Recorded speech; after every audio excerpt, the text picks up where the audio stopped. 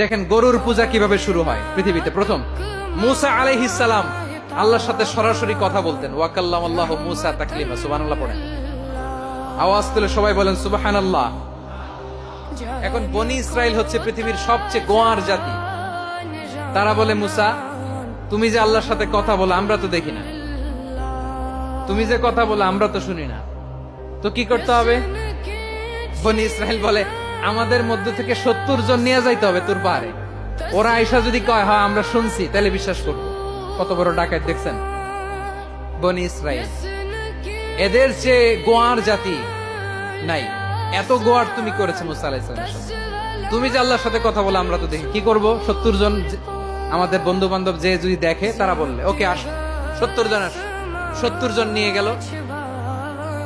মুসা আলাইহিস সালাম হারুন আলাইহিস সালামকে খেলাফা দিয়ে গেলেন, আল্লাহ ওনাকে নবী বানালেন। মুসা আলাইহিস সালাম বললেন, হারুন খবরদার, বনি ইসরাইলের মধ্যে তাওহীদের বাণী প্রচার করবা, ঐক্য ধরে রাখবা, বিচ্ছিন্ন হতে দিবা না। চলে গেছে। এইদিকে বনি ইসরাইলের এক দুষ্ট লোক ছিল, নাম সামিরি। কি নাম? সামিরি। সে সবাইরে বলল তোমাদের স্বর্ণগুলো ফালাও। স্বর্ণগুলো ফেললো। বনি ইসরাইলের স্বর্ণগুলোকে গলিয়ে সে একটা গরুর বাচ্চা বানালো। গোবৎস। কিসের বাচ্চা? দেখেন গরুর পূজা কিভাবে শুরু হয় পৃথিবীতে প্রথম। গোবৎস পূজা, গরুর বাচ্চার পূজা কিভাবে।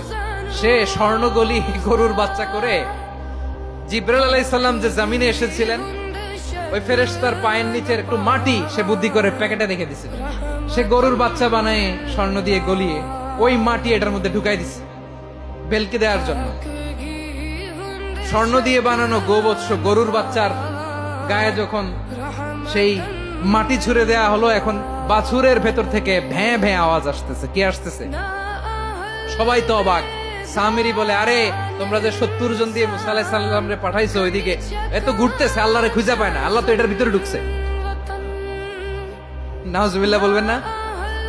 তোমরা যে 70 জন দিয়ে পাঠাইলা, 70 জন নিয়ে মুসা আলাইহিস সালাম খালি ঘুরতেছে, আল্লাহরে পায় না। পাবে কেমনে? আল্লাহ তো নাউজুবিল্লাহ এটার ভিতরে। সেজদা দাও। এই সেজদা দিয়ে গেল। আল্লাহর নবী হারুন আলাইহিস সালাম বললেন, খবরদার, এটা সুস্পষ্ট শিরক।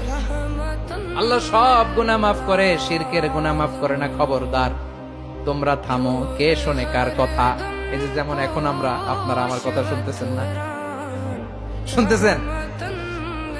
হারুন আলাইহিস সালাম বললেন, খবরদার, এই শিরকি কাজে তোমরা সংযুক্ত হয়ো না। তোমাদেরকে কি মনে নাই আমার ভাই মুসা আলাইহিস সালাম কি বলছে? আল্লাহ শিরক মাফ করে না। খবরদার, শিরক করো না, আল্লাহরে ভয় করো। হারুন আলাইহিস সালাম তাদেরকে বুঝালেন, শিরক করো না, আল্লাহরে ভয় করো।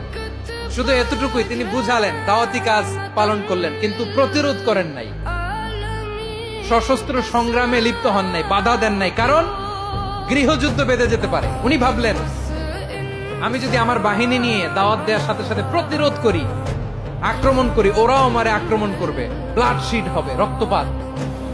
এমন অবস্থা হবে বনি ইসরাইলের মধ্যে, যেটা হয়তো আমার ভাই মুসাও কন্ট্রোল করতে পারবে না। সুবহানাল্লাহ কইবেন না? এক একজন নবীকে আল্লাহ তাআলা কি ইন্টেলেক্ট দিয়ে পাঠিয়েছেন। তিনি ভাবলেন, আমি দাওয়াতি কাজটাই করি, এটা যে হারাম এটা থেকে শুধু বারণ করি, কিন্তু প্রতিরোধ না করি। আমি যদি ঐক্য ধরে রাখতে পারি, বাকিটা আমার ভাই সামলে নেবে। হারুন আলাইহিস সালাম প্রতিরোধ করলেন না। বনি ইসরাইলের মধ্যে গৃহযুদ্ধ বেঁধে যাওয়ার আশঙ্কায় প্রতিরোধ করলেন না, আক্রমণ করলেন না, শুধু দাওয়াত দিলেন। ইন দা মিন টাইম মুসা আলাইহিস সালাম আল্লাহর সাথে কথা বলে যখন ফিরে আসলেন, দেখলেন বনি ইসরাইলের অধিকাংশ লোক মুশরিক হয়ে গেছে। মুশরিক হয়ে গেছে। মুসা আলাইহিস সালাম রেগে গেলেন। রেগে প্রথমে বনি ইসরাইলদেরকে অ্যাটাক না করে ভাইয়ের দাড়ি ধরলেন। হারুন আলাইহিস সালামের দাড়ি আর চুল। মেজাজি নবী ছিলেন। হারুন, তুমি কি করলা? তোমার কি দায়িত্ব দিয়ে গেলাম, তুমি কি করলা? তুমি থাকতে বনি ইসরাইল কেমন করে শিরকের কাজে নিমজ্জিত হয়ে যায়? সাইয়েদনা হারুন আলাইহিস সালাম বললেন, ইন্নী, কোরআন সাক্ষী, কোরআন থেকে কোট করছি, ইন্নী خشيت أن تقول فرقت بين بني إسرائيل ولم ترقب قولي।